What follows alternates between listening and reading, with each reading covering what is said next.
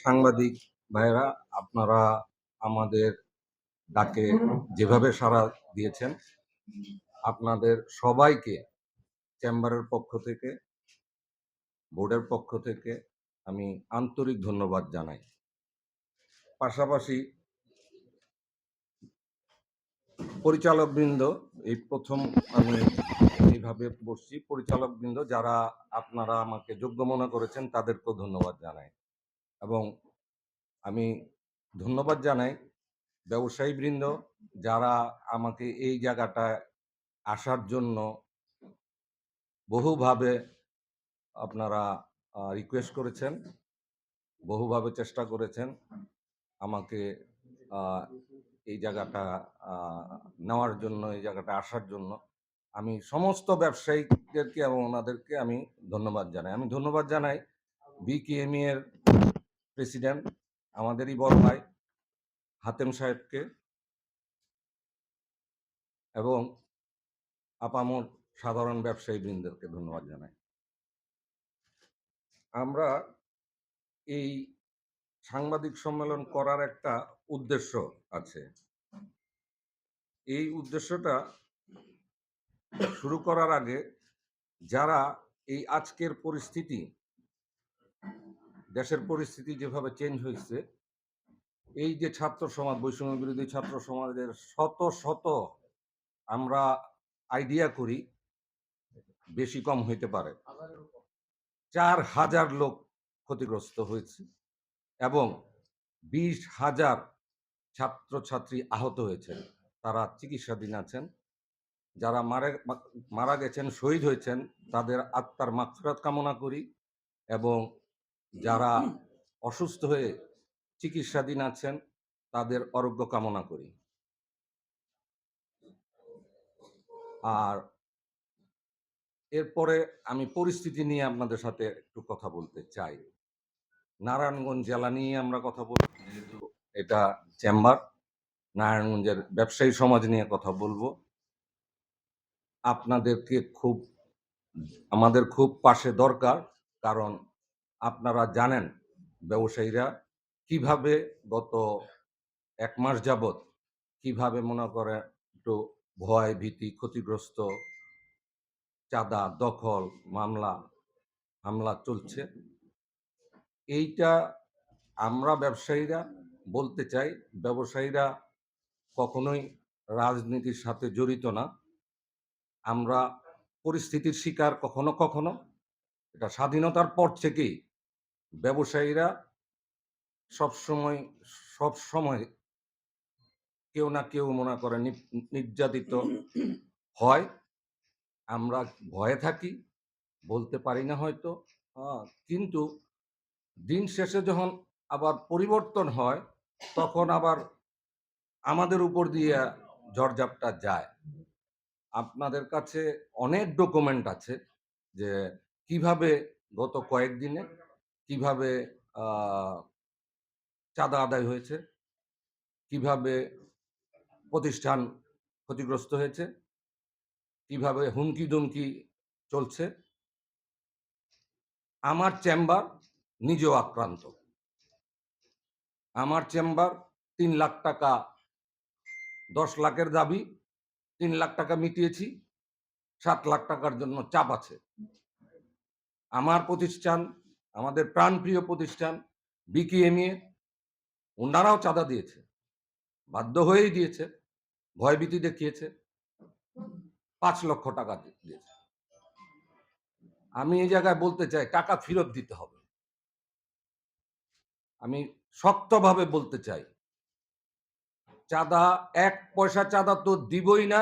যে চাঁদা দিয়েছি চাঁদা ফেরত চাই। আমি নাম উল্লেখ করলাম না, আমি সময় দিলাম। আমি শহীদ মিনারে যে লাল কার্ড দেখাবো, নারায়ণগঞ্জ শহর থেকে বের করে দিব, সেই যত বড় শক্তিশালী নেতাই হোক। আমরা দরকার হইলে চেম্বারের পক্ষ থেকে আমরা দলীয় প্রধানদেরকে আমরা লিখিত অভিযোগ দিব, নাম লেখে। আমরা কখনোই, যে আমরা ব্যবসায়ী, আমরা কোনো ঝামেলা মুক্ত ব্যবসা করতে চাই। আইন কানুন, এই যে ল অ্যান্ড অর্ডার একটু দুর্বল আছে, পরিস্থিতি স্বাভাবিক হচ্ছে না। যেহেতু পরিস্থিতি স্বাভাবিক হচ্ছে না, আমাকে রক্ষা করতে আমার নিজেরই দায়িত্ব নিতে হবে। আমি সমস্ত ব্যবসায়ীদেরকে বলবো, এই স সাংবাদিক সম্মেলন থেকে যার, যার ব্যবসা প্রতিষ্ঠানে গরানের লাঠি রাখেন, আমরা ঐক্যবদ্ধভাবে প্রতিহত করব। হোয়াটসঅ্যাপ গ্রুপ করেন। আমি সেক্রেটারিকে বলবো হোয়াটসঅ্যাপ গ্রুপ করেন, সমস্ত ব্যবসায়ীদেরকে হোয়াটসঅ্যাপ গ্রুপের আওতাধীন করেন। যেখানেই কোনো সমস্যা হবে আমরা সবাই একত্রিত হয়ে প্রতিহত করব। সেটা সারা নারায়ণগঞ্জ কানেক্টেড থাকবে। এইটা আরো একটা মেসেজ, এই মেসেজের সাথে ওই আরেকটা মেসেজ দেই, কোনো ব্যবসায়ী দয়া করে কোনো ধরনের ভুল অভিযোগ করবেন না। যদি কেউ প্রমাণিত হয় যে আপনি ভুল অভিযোগ করছেন, চেম্বারের সদস্যপদ খারিজ সহ আইনানুগ ব্যবস্থা হবে।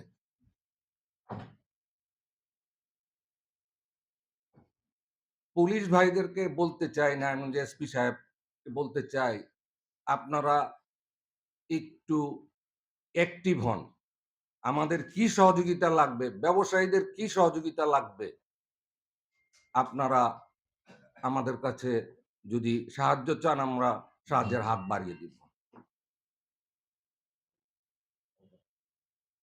ট্রাফিক সিস্টেম ভেঙে গেছে। এই ট্রাফিক সিস্টেমটাকে ঠিক করা অতি প্রয়োজনীয়। এইখানে এসপি সাহেব, ডিস্ট্রিক্ট এসপি, ডিস্ট্রিক্ট ডিসিকেও আবেদন জানাবো, আপনি ডিসি মহোদয় আপনিও সহযোগিতা করেন।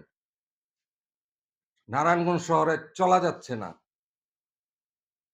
নারায়ণগঞ্জের মানুষ মানে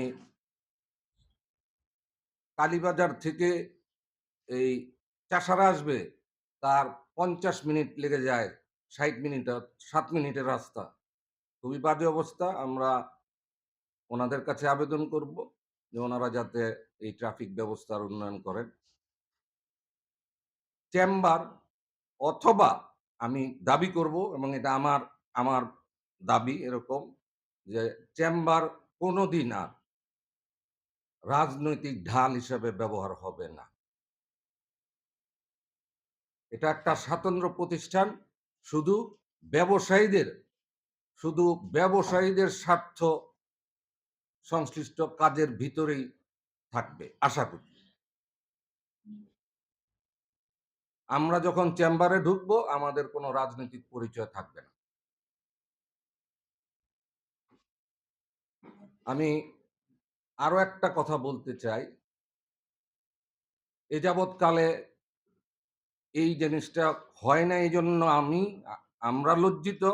সময়ের সমস্যা ছিল। মেধাবী ছাত্র তক্কি সহ, চঞ্চল সহ নারায়ণগঞ্জে যতগুলি হত্যা হয়েছে এবং বৈষম্য বিরোধী ছাত্র আন্দোলনে যতগুলি হত্যা হয়েছে সমস্ত হত্যার বিচার চাই। এটা ব্যবসায়ীরাও, আমরাও মানুষ, আমরাও বিচার চাইতে চাওয়া উচিত। হয়তো পরিস্থিতির কারণে বলতে পারি নাই, কিন্তু মন মন সবসময় সায় দিয়েছে, রায় দিয়েছে রাব্বি ভাইয়ের পাশে থাকা। আমি ব্যক্তিগতভাবে আমি পাশে ছিলাম। রাব্বি ভাই হয়তো জানে, আর রাব্বি ভাই যদি না জানে, জাহিদুল হক ভুইয়া জানে, সাবেক ভাইস প্রেসিডেন্ট বিকেএমইএ ফিনান্স, উনি জানে। আমরা সমস্ত হত্যার বিচার চাই, ক্লিন। আমরা নারায়ণগঞ্জকে নারায়ণগঞ্জের মতো ঐতিহ্যবাহী নারায়ণগঞ্জ, এটা একটা ব্যবসায়ী নগর, বন্দর নগর। আমাদের অতীত ইতিহাস আছে যে আমরা সবাই হিন্দু, মুসলমান, বৌদ্ধ, খ্রিস্টান ঐক্যবদ্ধভাবে আমরা সুসমাজে বসবাস করতাম। আমরা ওই সমাজে থাকতে চাই। আমাদেরকে মানুষ নারায়ণগঞ্জ শুনলে ভয় পায়, এরকম একটা পরিস্থিতি হইছে। করে দেওয়া হইছে। না, আমরা নারায়ণগঞ্জের মানুষ। মানে আমি মনে করি, আমি ব্যক্তি মাসুদকে চিনি। আমাদের মন ভালো। আমি যেহেতু নারায়ণগঞ্জের মানুষ, ব্যক্তি মাসুদ, আমি নিজেকে যেহেতু চিনি, তার মানে আমি সবাইকে চিনি। আর কিছু আমি আইন শৃঙ্খলা নিয়ে বলেছি। আমি সন্ত্রাস, চাঁদাবাজ বন্ধ হোক, এটা আমরা চাই। আমাদের পরিচয়, আমরা ব্যবসায়ী, আমরা বলেছি। পরিশেষে আমি আপনাদের সহযোগিতা চাই। আপনারা জাতির দর্পণ। আপনারা যদি ভুল ব্যাখ্যা করেন বা ভুল ইনফরমেশন দেন, তাতে নারায়ণবাসী বিভক্ত হয়ে যায়।